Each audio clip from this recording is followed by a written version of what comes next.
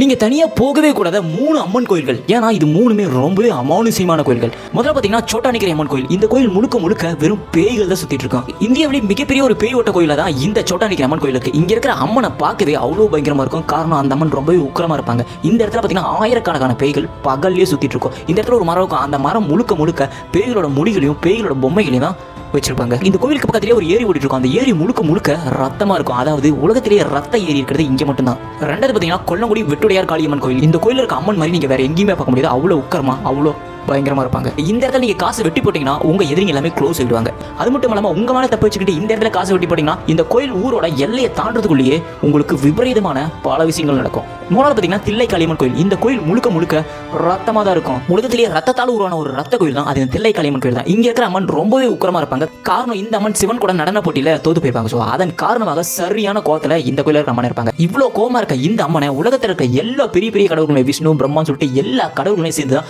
சமாதானமே படுத்திருக்காங்க. அவ்வளவு கோவம் இருக்காங்க. அவங்க கோவப்பட்டதின் காரணமாக தான் அந்த கோயிலே ஒரு மாதிரி ரத்த கோயில் இருந்திருக்கு. இந்த கோயிலுக்கு பாத்தீங்கன்னா இரவுல யாருமே போக மாட்டாங்க. காரணம் இந்த கோயில் இரவுல ரத்த வெள்ளமா காட்சி தரும். இது உங்களை பயமுறுத்துற மாதிரி இருக்கும்.